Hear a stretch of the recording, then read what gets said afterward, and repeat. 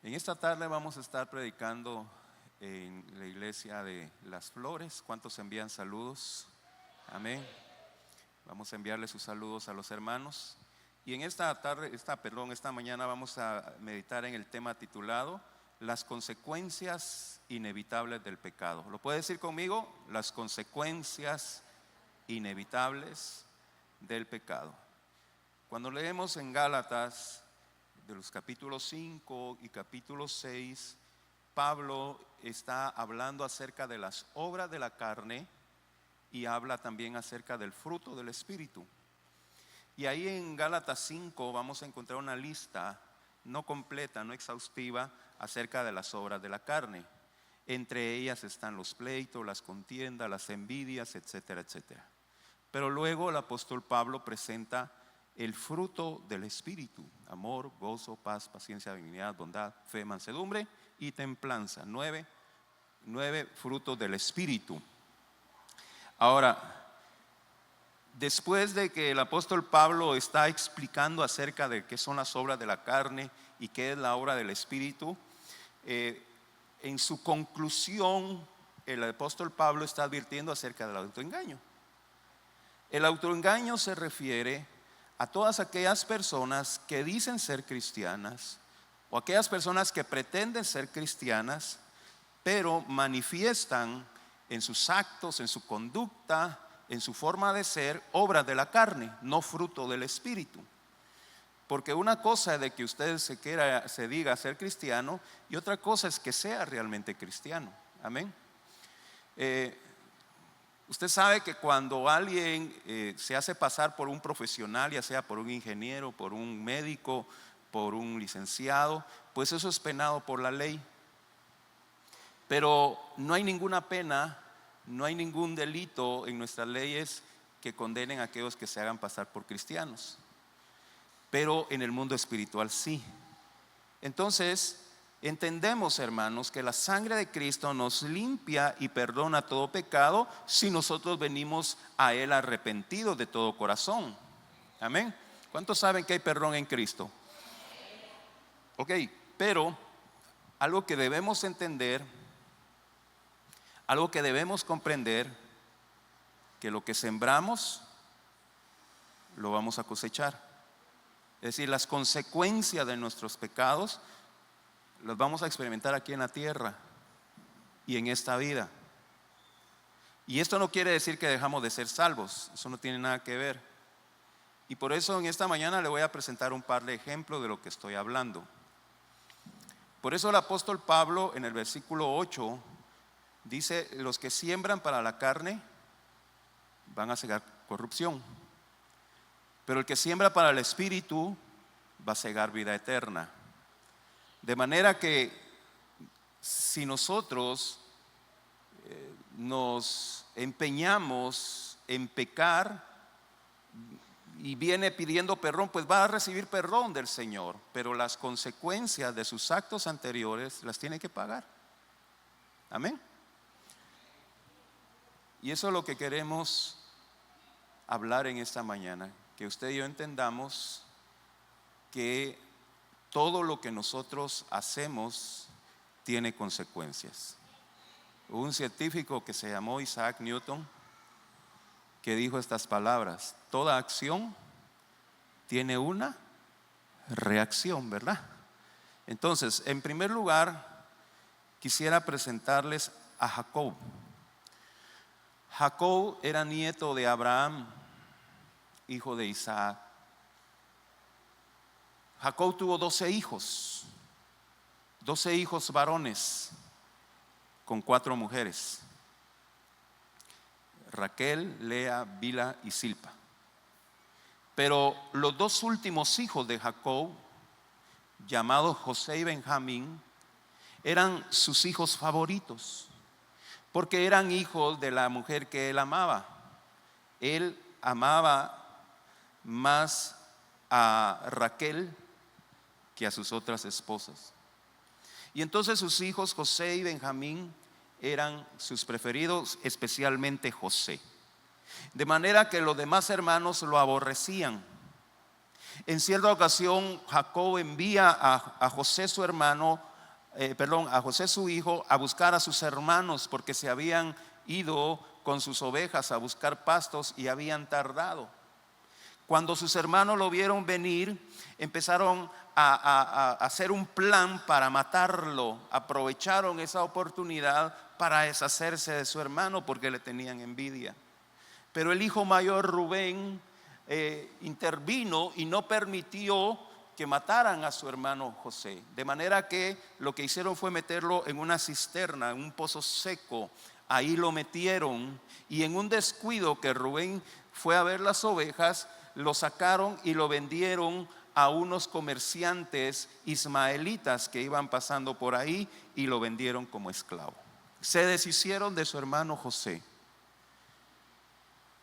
Ahora debían de armar un plan para hacer creer a su padre que su hijo José había muerto.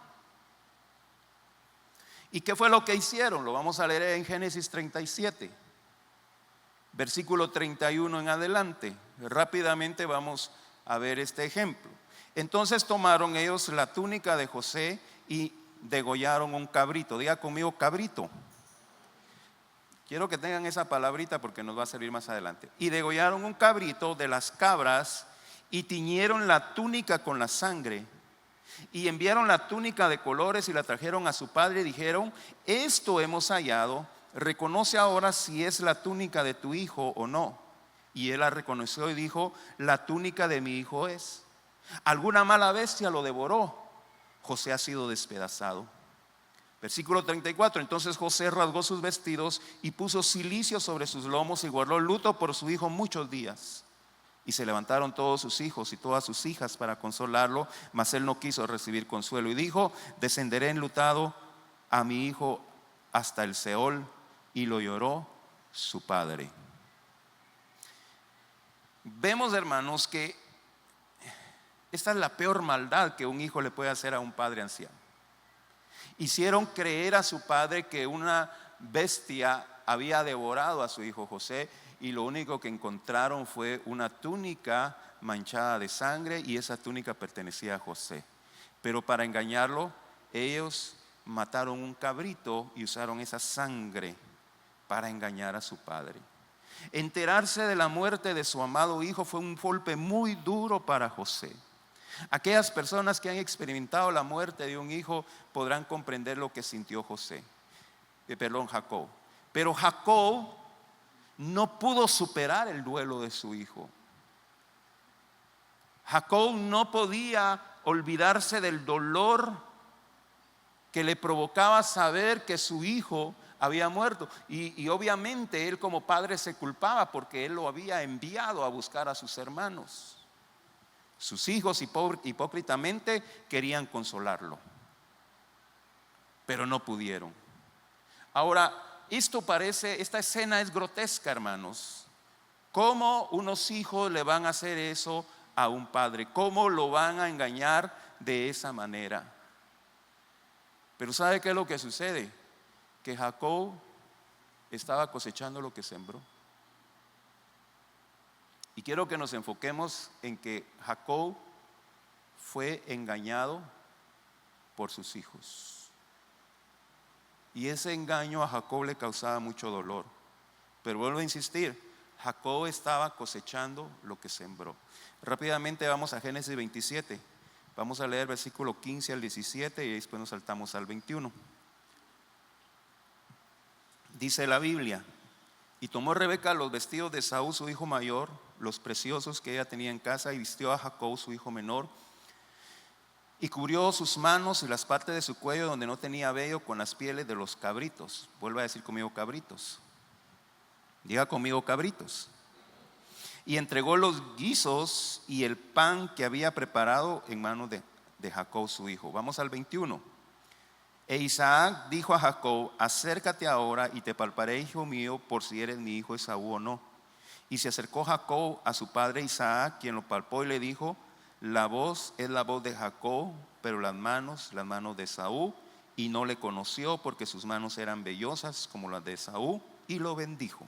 ¿Qué vemos aquí, hermanos? vemos aquí a Jacob engañando a su papá Isaac. ¿Para qué? Para recibir la bendición que le correspondía a su hermano Esaú. Jacob le había dicho, Isaac le había dicho a su hijo Esaú: ve y caza un animal y me lo preparas, una comida, y me la traes y yo te voy a bendecir. Esaú agarró sus armas y se fue a cazar un animal, pero en lo que Esaú salió, la mamá Rebeca y Jacob armaron un plan para engañar a Isaac, hacerse pasar por Esaú. Esaú era un hombre velludo, mientras que Jacob era un hombre no velludo, así como usted puede ver en la Biblia. Entonces, para poder engañar a su papá, porque Isaac ya no veía, ya había perdido la vista, lo que hizo fue vestirse con la ropa de su hermano y cubrió sus brazos con las pieles de los cabritos para engañar a su papá. De manera que cuando Isaac abrazó a su hijo, sintió el aroma de su hijo Esaú por las ropas, y cuando tocó sus brazos los sintió velludos. ¿Por qué? Por las pieles de los cabritos. Y de esa manera Jacob engañó a su padre para lo que lo bendijera. Todo lo que el hombre sembrare, eso también segará. Jacob engañó a su papá con un cabrito, y sus hijos, muchos años después, lo engañaron también con un cabrito. Ahora, después de que Jacob engañó a su padre Isaac, Jacob en Betel tuvo un encuentro con Dios. Dios se le apareció a Jacob en Betel después de engañar a su padre. Jacob recibió perdón de Dios. Dios perdonó sus pecados y Jacob recibió la bendición y la promesa de Dios. De manera, hermanos, que no hay duda, escúchame bien porque esto es importante, no hay duda que Jacob fue salvo. No estaba en riesgo su salvación. Quiero enfatizar eso. Pero las malas acciones que cometió contra su padre engañándola, lo cosechó con sus propios hijos. Yo no sé si va conmigo.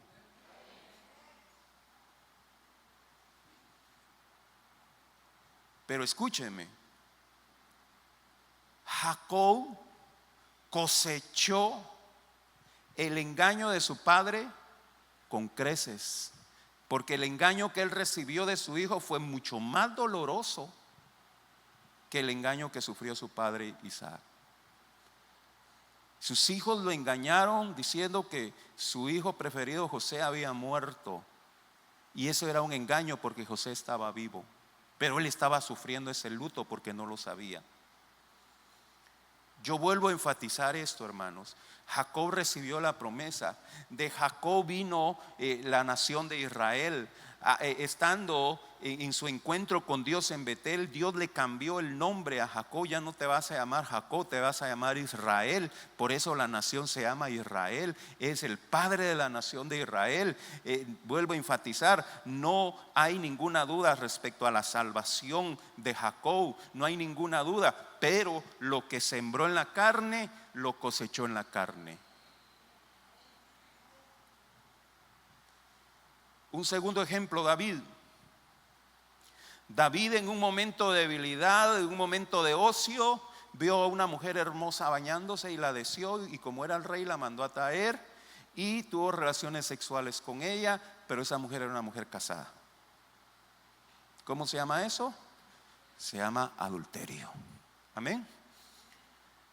Y la mujer quedó embarazada. La mujer quedó embarazada y le manda a decir al rey David: rey David, fíjate que quedé embarazada. Entonces David tenía que armar un plan para que pareciera que estaba embarazada de su esposo, de manera que el esposo era un soldado que estaba en la guerra y lo manda a traer de la guerra y le dice: andate a tu casa, te lo mereces, sos un buen soldado, acostate con tu esposa. Pero Urías dijo: yo no me voy a ir a mi casa, yo no me voy a ir con mi mujer, porque mis compañeros están allá en el campo de batalla durmiendo bajo las estrellas y yo no me siento bien que ellos estén allá en el campo de batalla y yo aquí disfrutando con mi mujer. Y él dijo: no, yo me voy a quedar aquí en el palacio con los soldados de la guardia. Y no fue a su casa, no fue a ver a su mujer. Y como Urías no quiso hacer eso, entonces lo devuelve David al campo de batalla con una nota que él mismo llevó al comandante y le dice: pon a Urías al frente de la batalla para que lo maten. Y el comandante leyó la nota, obedeció y mandó a Urías al frente de la batalla y lo mataron.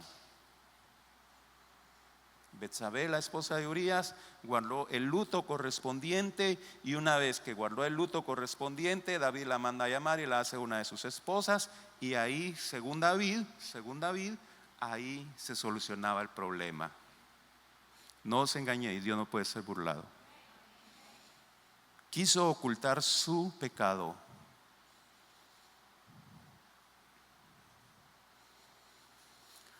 Segunda de Samuel capítulo 12, versículos 9 y 13. Dios envía al profeta Natán a confrontar a David. No vamos a leer toda la historia, solo vamos a enfocar en la parte central. Segunda de Samuel 12, 9 al 13. ¿Por qué pues tuviste en poco la palabra de Jehová, haciendo lo malo delante de sus ojos? A Urías Heteo heriste a espada y tomaste por mujer a su mujer, y a él lo mataste con la espada de los hijos de Amón. Por lo cual ahora no se apartará jamás de tu casa la espada, por cuanto me menospreciaste y tomaste la mujer de Urías Heteo para que fuese tu mujer. Versículo 11, así ha dicho Jehová: he aquí yo haré levantar el mal sobre ti de tu misma casa, y tomaré tus mujeres delante de tus ojos, y las daré a tu prójimo, el cual yacerá con tus mujeres a la vista del sol. Porque tú lo hiciste en secreto, mas yo haré esto delante de todo Israel a pleno sol. Versículo 13, entonces dijo David a Natán: pequé contra Jehová. Y Natán dijo a David: también Jehová ha remitido tu pecado, no morirás. Y antes de continuar, quiero centrarme en el último versículo que leímos, en el versículo 13.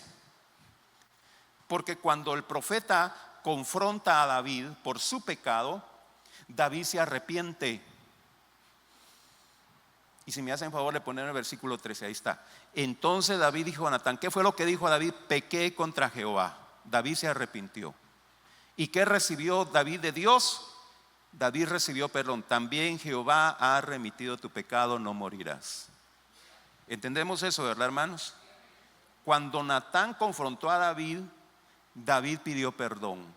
Se arrepintió de todo corazón. Se arrepintió con sinceridad por su pecado, y Dios perdonó sus pecados. Estamos claros en eso, ¿verdad? Pero eso no significa que David no iba a pagar en esta tierra por el pecado que cometió.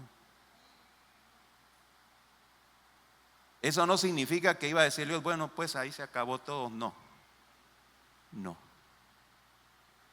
Antes leímos que el profeta le dice a David en el versículo 10: no se apartará jamás de tu casa la espada. Luego en el versículo 14: haré levantar el mal sobre ti de tu misma casa. Le dice: y tomaré a tus mujeres delante de tus ojos y las daré a tu prójimo, el cual yacerá con tus mujeres a la vista del sol.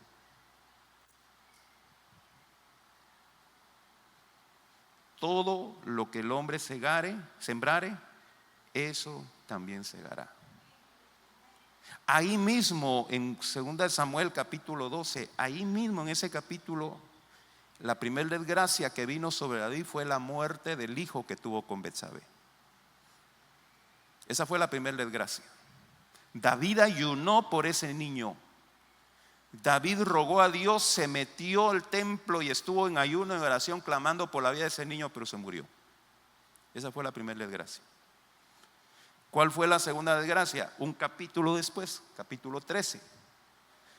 Su hijo mayor, llamado Amnón, violó a una de sus hermanastras, a Tamar.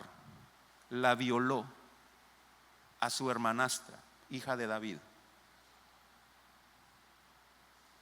En ese mismo capítulo 13, el hermano de Tamar, Absalón, asesina a su hermano Amnón por haber violado a Tamar. Ya 2 hijos, la espada no se apartará de tu casa. 2 hijos se murieron, una hija violada. Absalón, después de haber matado a su hermano Amnón, huye, pero luego regresa tiempo después y se rebela contra su padre David. Quiere quitarle el trono a su padre David y arma un grupo de gente para derrocar a su padre David. David sale del palacio y viene Absalón, toma el palacio y por consejo de uno de los ancianos, Absalón pone una carpa en la terraza del palacio y empieza a violar a las esposas de David. Eso fue lo que dijo el profeta en el versículo 11. Y tomarán tus mujeres delante de tus ojos y las daré a tu prójimo, el cual yacerá con tus mujeres a la vista del sol.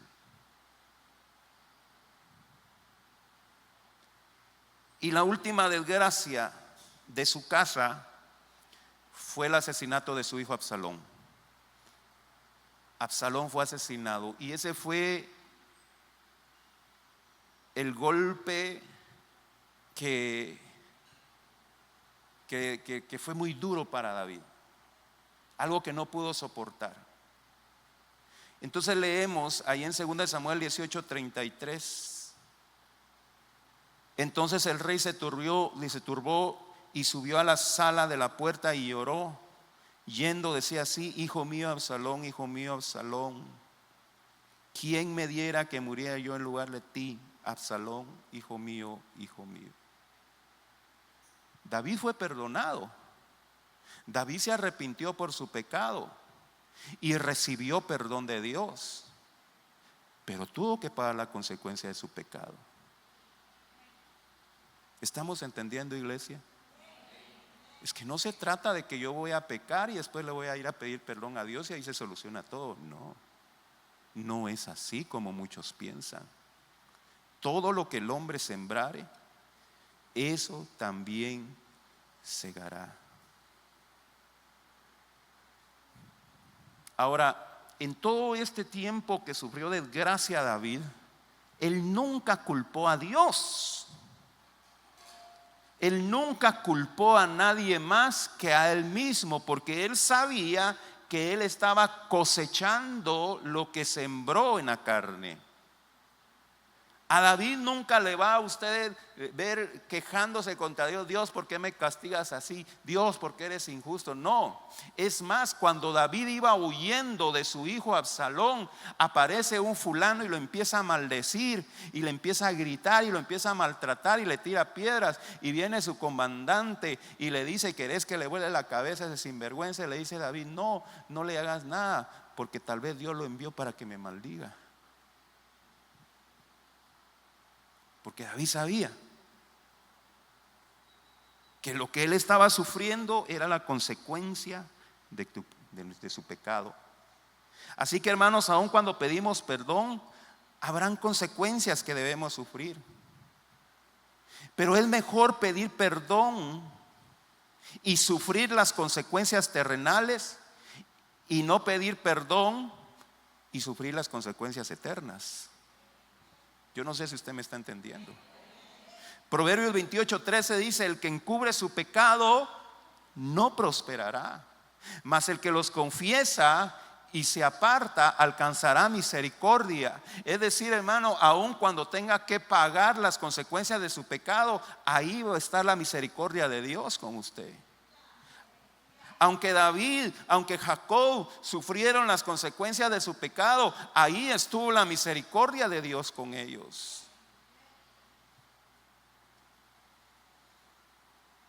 Versículo 8 de Gálatas 6: porque el que siembra para su carne, de la carne segará corrupción, mas el que siembra para el espíritu, del espíritu segará vida eterna.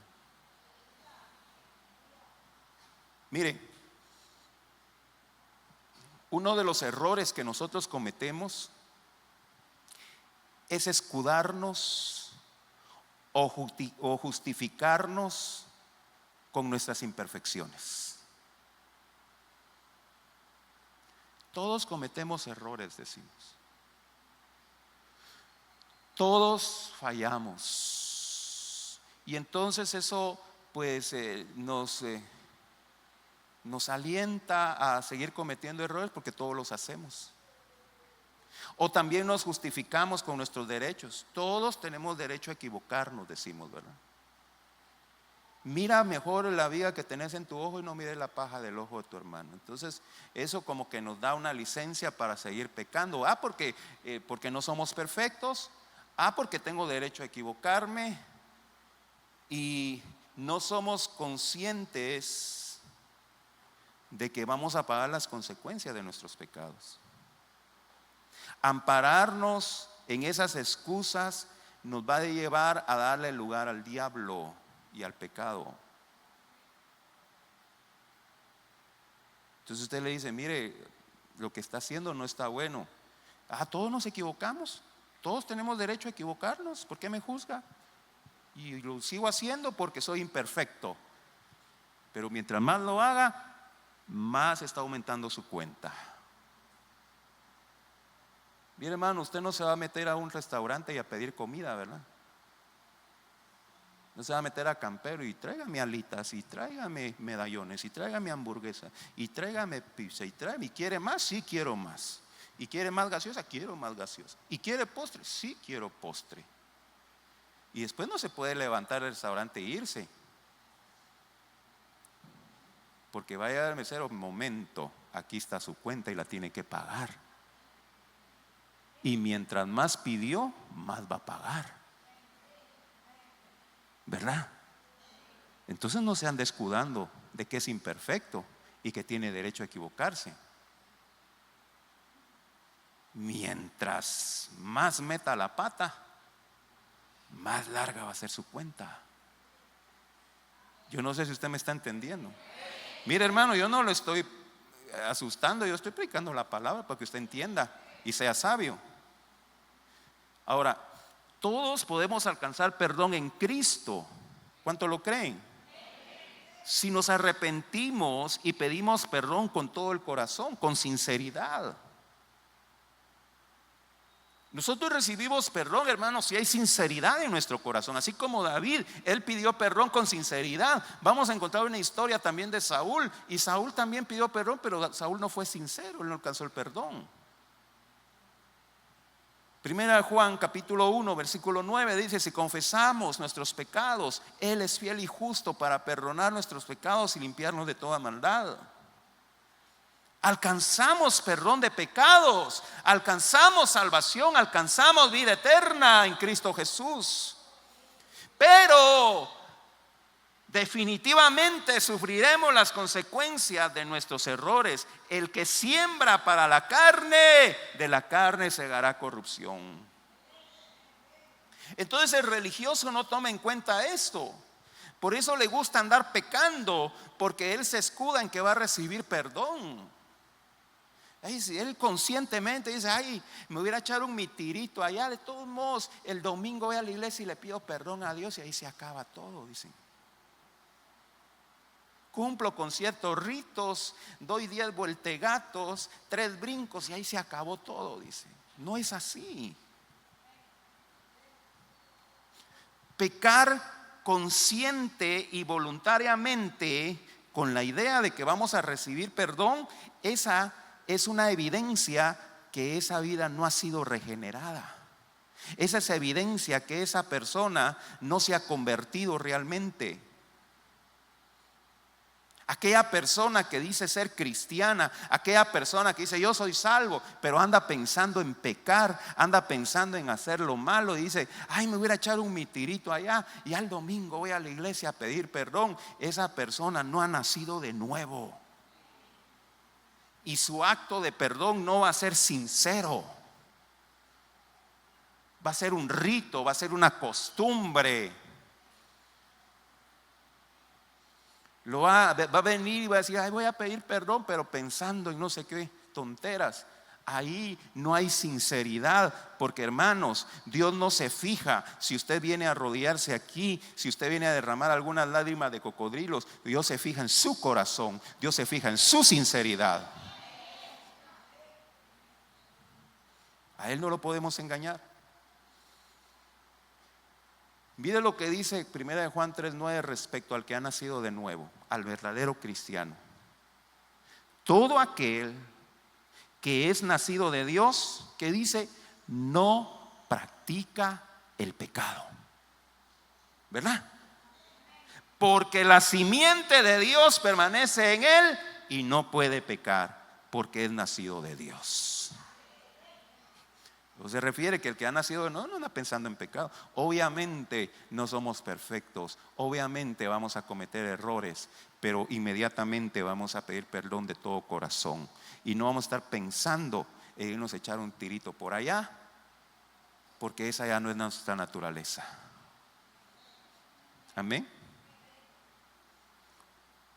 Recuerda, hermano, que cuando usted pide perdón a Dios, tiene que ser sincero, tiene que ser honesto, tiene que humillarse delante de Dios. Segunda Crónicas 7:14. ¿Qué dice Segunda Crónicas 7:14? Si se humillare mi pueblo, sobre el cual mi nombre es invocado, y oraren y buscaren mi rostro, y se convirtieren de sus malos caminos, entonces yo iré desde los cielos y perdonaré sus pecados y sanaré su tierra.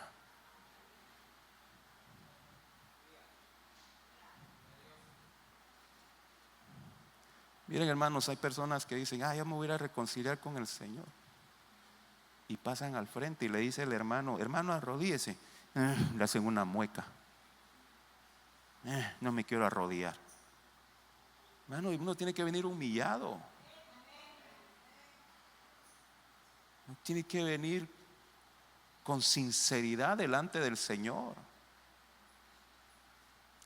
Por eso, mire, no todo el que dice yo acepté a Cristo realmente es salvo. Y eso no lo podemos juzgar nosotros, solo Dios lo juzga. Conoce los corazones. Y pudimos alcanzar perdón en Cristo Jesús. Pero todo lo que el hombre sembrare, eso también segará. Entonces, hermanos, es inevitable que nosotros cometamos errores, pero también es de sabios aprender de esos errores para no volver a cometerlos. Pero el que es insensato todos los días se tropieza en el mismo error. En cierta ocasión unos científicos hicieron unas pruebas con animales para ver si los animales se tropezaban en el mismo lugar siempre. ¿Y saben cuál fue el único animal? Bueno, no somos animales, ¿verdad? Pero el único ser vivo que se tropezaba siempre en el mismo lugar era el ser humano. Los animales aprendían que ahí se podían tropezar y no caían en la trampa otra vez. Nosotros volvemos a caer en los mismos errores. Por eso, hermanos, usted tiene que ser sabio. Y si una vez tuvo una caída y se levantó, tiene que aprender ese error y no volver a caer.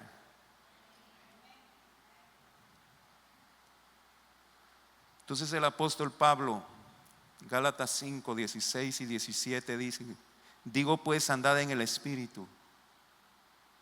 ¿Me está oyendo? Andad en el Espíritu y no satisfagáis los deseos de la carne, porque el deseo de la carne es contra el Espíritu y el Espíritu contra la carne, y estos se oponen entre sí para que no hagáis lo que queréis. Hace unos años atrás platicaba yo con un abogado, con un licenciado, y él me comentaba un caso que él tuvo que llevar de un joven que por sus malas decisiones se metió con un grupo de delincuentes y fueron a cometer fechorías y los agarró la policía infragantes y lo agarraron a él. Y estaba toda la evidencia de que ese muchacho era culpable. Pero estando en la cárcel, llega la familia, llega un pastor a visitarlo y el joven rinde su vida a Cristo, pide perdón por sus pecados y recibe perdón de pecados. Por supuesto que sí. Pero entonces vino en su mente, y también motivado por ese pastor que llegó a hablar con él, en su insensatez le dice el Señor que te va a sacar de la cárcel, que no vas a pagar ninguna condena. Y entonces confiados, me salvé de la condena, y van con el abogado y le dicen, él ya aceptó a Cristo, él ya es perdonado, entonces ya ninguna condena que pagar. Y le dice el licenciado, no, le dice, el juez no lo va a absolver. Es mejor declararse culpable para poder negociar la condena. No, yo no me voy a declarar culpable porque yo acepté a Cristo, ya fueron borrados mis pecados. ¿Qué sucedió, hermanos? Cuando se presentaron ante el juez, no se declaró culpable y le dieron la pena máxima. ¿Por qué sucede eso? Porque todo lo que el hombre sembrare, eso segará. Ese joven puede estar salvo, aceptó a Cristo y puede estar salvo ahí en la cárcel, pero tiene que pagar por el delito que cometió. Y eso, hermanos, usted y yo lo tenemos que entender. Por eso usted sea sabio, sea prudente, no le dé lugar a la carne, porque mientras más le da lugar a la carne, más alta es su cuenta a pagar. El cristiano verdadero ama y aprende de la palabra de Dios y la pone en práctica. El cristiano verdadero ama la oración. El cristiano verdadero ama testificar de Cristo. El cristiano verdadero ama servir a Dios. Muchos, hermano, yo como pastor escucho muchas personas decir que saben la Biblia. Mire, si me dieran un quetzal por cada persona que me dice que conoce la Biblia, ya fuera millonario. Hay muchas personas que dicen, yo conozco la Biblia, yo sé de la Biblia. Pero hermanos, el punto no es solo conocer la Biblia, es también ponerla en práctica. Porque sabe una cosa, Satanás sabe la Biblia mejor que nosotros, pero él no la pone en práctica. Es conocer la palabra de Dios y ponerla en práctica. Yo vengo y hablo con alguien, mire, es que la palabra, no, sí, yo conozco la palabra, no me hable de la Biblia porque yo conozco la Biblia. Sí, pues no la pone en práctica. ¿Y usted qué piensa que por conocer la Biblia va a ser salvo? Le vuelvo a repetir, Satanás conoce también la Biblia de pasta a pasta y él no es salvo. La vida cristiana es una vida de crecimiento, de avance constante. Mire, hermano, la vida cristiana no es, pastor, ¿hasta dónde puedo llegar al borde donde no ofenda a Dios? ¿Hasta dónde puedo llegar con mis acciones? Como un joven le pregunta a su pastor, pastor, ¿hasta dónde puedo tocar a mi novia para que no sea un pecado? Dice. Y andan viendo hasta dónde pueden llegar, quieren vivir en el borde de la santidad y el pecado. No, hermano, el cristiano verdadero no se mantiene en el borde. El cristiano verdadero constantemente se sumerge cada vez más en la santidad. Sus acciones y sus pensamientos son en agradar a Dios siempre. Proverbios 4:18 dice, la senda del justo es como la luz de la aurora, que va en aumento hasta que el día es perfecto. Somos llamados a santificarnos cada día, a crecer en Cristo Jesús. Y por eso, hermanos, Dios instituyó ministros del evangelio para que usted sea instruido en la palabra y tenga un crecimiento espiritual constante. Se lo voy a demostrar en Efesios 4:11 al 13. Y él mismo constituyó a unos apóstoles, a otros profetas, a otros evangelistas, a otros pastores y maestros. ¿Quién los constituyó? Cristo. Versículo 12, a fin de perfeccionar a los santos, a ustedes, para la obra del ministerio, para la edificación del cuerpo de Cristo, hasta que todos lleguemos a la unidad de la fe y al conocimiento del Hijo de Dios, a un varón perfecto, a la medida de la estatura de la plenitud de Cristo. ¿Hasta ahí quedó? Hasta ahí quedó. Hasta que todos lleguemos a la medida, a la estatura de Cristo. La vida cristiana es de constante crecimiento. No de que una temporada estoy en el Evangelio y otra temporada me voy al Mundial 2026.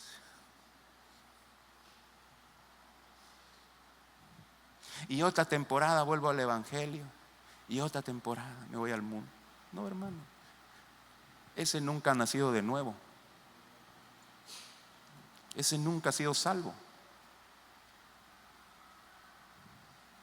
Porque 2 Corintios 5:17 dice que el que está en Cristo nueva criatura es.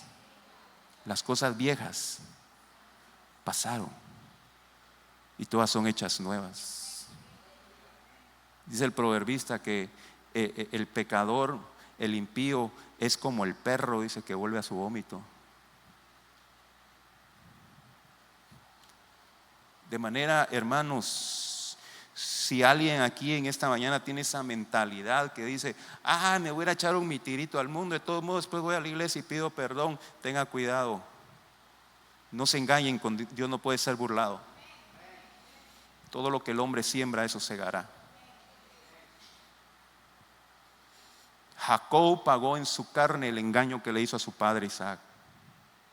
David pagó en su carne el haber cometido adulterio con Betsabé y el haber matado a su esposo Urías. ¿Recibieron perdón de Dios? Sí, recibieron perdón de Dios, pero pagaron por ese pecado que cometieron. Así de que si usted piensa, o si alguien aquí en esta mañana piensa de que puede salirse con la suya, lea bien Gálatas 6:7. No os engañéis, Dios no puede ser burlado.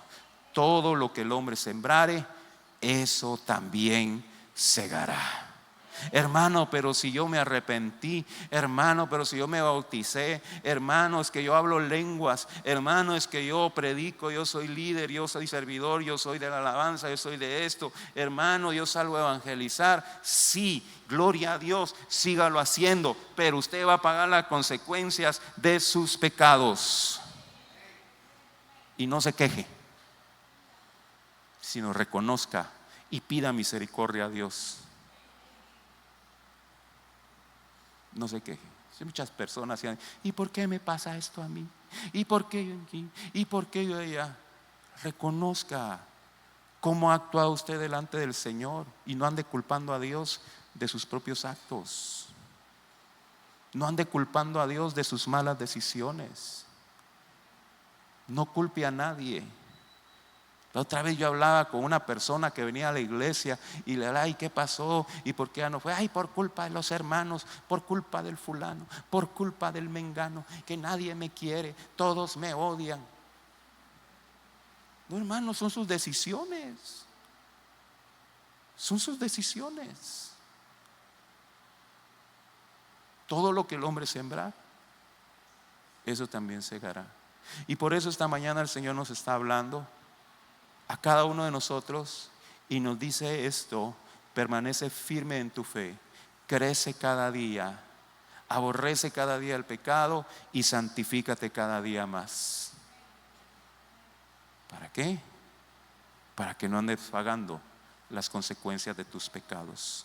Voy a invitarles, iglesia, que se pongan de pie en esta mañana.